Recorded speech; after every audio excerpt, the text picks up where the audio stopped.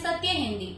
चलिए एक नजर डालते हैं अब तक की सुर्खियों पर। राहुल गांधी के चुनाव आयोग पर लगाए गए आरोपों के बाद चुनाव आयोग अब मतदाताओं और प्रत्याशियों की प्रीवसी और कानूनी पहलुओं का हवाला दे रहा है। चुनाव आयोग अपने फैसले को सही ठहराने के लिए कह रहा है कि यह नया नियम इसलिए लाया गया है क्योंकि पोलिंग बूथ के वीडियो और फोटो का गलत इस्तेमाल हो रहा था। यह मतदाताओं की प्रीवसी का सवाल है। आयोग के मुताबिक कुछ गैर उम्मीदवारों ने इन रिकॉर्डिंग्स को तोड़ मरोड़कर सोशल मीडिया पर डाला और गलत नैरेटिव बनाए, जिससे मतदाताओं में भ्रम फैला। लेकिन अब सवाल ये उठता है कि अगर ये रिकॉर्डिंग सिर्फ चुनाव आयोग की अपनी निगरानी के लिए हैं, तो फिर इन्हें पब्लिक करने या थोड़ा ज्यादा वक्त तक संभाल कर रखने में दिक्कत क्या है? जब कुछ छुपाया नहीं जा रहा तो फिर सबूत बचाकर रखने में परेशानी क्यों? लोग यही पूछ रहे हैं कि क्या इस फैसले से चुनावी प्रक्रिया और ज्यादा शक के घेरे में नहीं आ जाएगी? कांग्रेस नेता राहुल गांधी ने शनिवार को चुनाव आयोग पर सबूत मिटाने का आरोप लगाया है। उन्होंने दावा किया कि चुनाव आयोग जवाब देने की बजाय सबूत मिटा रहा है। राहुल गांधी ने एक्स पर लिखा, मतदाता सूची मशीन रीडेबल फॉर्मेट में नहीं देंगे। सीसीटीवी फुटेज कानून बदलकर छुपा लिया गया। चुनाव की तस्वीरें और वीडियो अब 1 साल नहीं 45 दिन में मिटा दिए जाएंगे। जिसे जवाब देना था वही अब सबूत मिटा रहा है। राहुल गांधी ने आगे कहा कि यह साफ है कि मैच फिक्स है और फिक्स चुनाव लोकतंत्र के लिए जहर है। नेता प्रतिपक्ष का बयान ऐसे समय में आया है जब चुनाव आयोग ने अपने अधिकारियों को निर्देश दिया कि अगर 45 दिनों के भीतर कोई आपत्ति दर्ज नहीं होती है तो वे चुनावों की सीसीटीवी, वेबकास्टिंग और वीडियो फुटेज को 45 दिनों के बाद नष्ट कर दें। अमेरिका की नेशनल इंटेलिजेंस के निदेशक तुलसी गाबार्ड ने पहले के अपने ही एक बयान से पलटते हुए कहा है कि ईरान कुछ ही हफ्तों में परमाणु हथियार बना सकता है। कुछ महीने पहले उन्होंने अमेरिकी कांग्रेस के सामने गवाही दी थी कि ईरान ऐसा कोई हथियार नहीं बना रहा। तुलसी गाबार्ड ने कहा कि बीते मार्च में दी गई उनकी गवाही को गैर ईमानदार मीडिया ने संदर्भ से हटाकर पेश किया था। बता दें कि इस साल मार्च में अमेरिका की राष्ट्रीय खुफिया निदेशक तुलसी गाबार्ड ने अमेरिकी कांग्रेस को बताया था कि ईरान का समृद्ध यूरेनियम भंडार अब तक के अपने उच्चतम स्तर पर है। उन्होंने कहा था कि यह किसी भी गैर परमाणु हथियार संपन्न देश के लिए अभूतपूर्व है। हालांकि गाबार्ड ने कांग्रेस को यह भी बताया था कि अमेरिकी खुफिया तंत्र के आकलन के अनुसार ईरान फिलहाल परमाणु हथियार नहीं बना रहा है, क्योंकि देश के सर्वोच्च नेता ने इस तरह के कार्यक्रम को अधिकृत नहीं किया है। वहीं डोनाल्ड ट्रंप ने उनकी इस टिप्पणी को गलत बताया और कहा कि खुफिया जानकारी के मुताबिक ईरान के पास बड़ी मात्रा में परमाणु सामग्री है और वह कुछ महीनों में परमाणु हथियार बना सकता है। फ्रांस के राष्ट्रपति इमैनुअल मैक्रोन ने ईरान के राष्ट्रपति मसूद पेजेश्कियान से फोन पर बात की। इस बारे में उन्होंने कहा कि ईरान के परमाणु कार्यक्रम को लेकर वो ईरान और यूरोपीय ताकतों के बीच चर्चा आगे बढ़ाने को सहमत हो गए हैं। मैक्रोन ने अपने सोशल मीडिया हैंडल पर लिखा कि मैंने उनसे कहा कि ईरान को परमाणु हथियार बनाने नहीं दिया जाना चाहिए। ये ईरान की जिम्मेदारी है कि वो ये भरोसा दिलाए कि उसका परमाणु कार्यक्रम शांतिपूर्ण है और उसका इरादा हथियार बनाने का नहीं है। उन्होंने कहा कि उन्हें इस बात का भरोसा है कि बड़े खतरे को टाला जा सकता है और युद्ध खत्म करने का कोई न कोई रास्ता निकल सकता है। उन्होंने कहा कि युद्ध रोकने के लिए फ्रांस और दूसरे यूरोपीय सहयोगी ईरान के साथ परमाणु समझौते को लेकर चर्चा तेज करेंगे।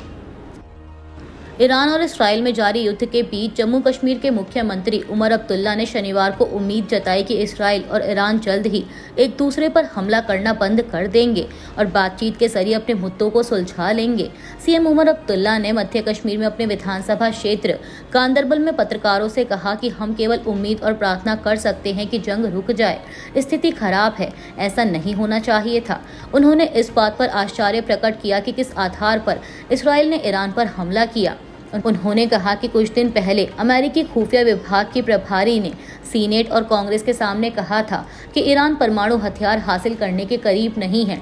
तो अगर अमेरिका को कुछ दिन पहले ऐसा लगता था तो फिर इस्राइल ने ईरान पर हमला क्यों किया? अब्दुल्ला ने कहा कि यह साफ है कि इसके पीछे कुछ राजनीति है, लेकिन हमें उम्मीद है कि यह सिलसिला जल्द ही बंद हो जाएगा और मुद्दों को बातचीत के जरिए सुलझाया जाएगा।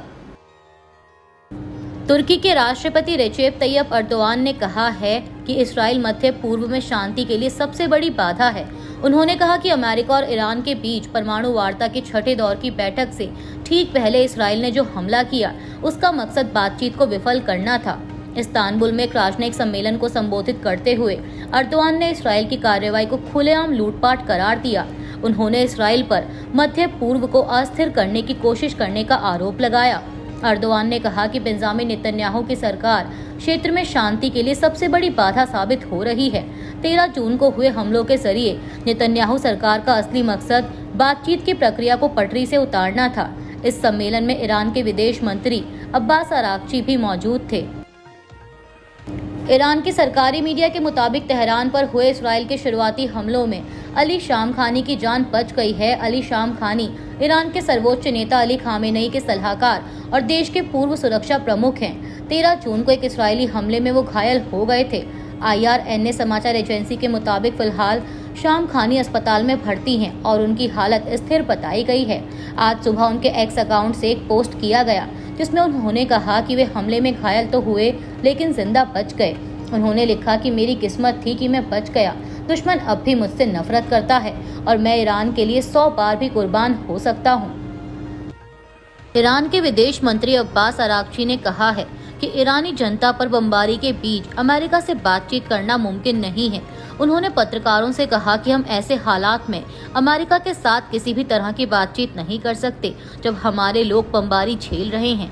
अब्बास अराक्ची ने दावा किया कि अमेरिका शुरू से ही इस हमले में शामिल रहा है, हालांकि उन्होंने इसका कोई सबूत पेश नहीं किया।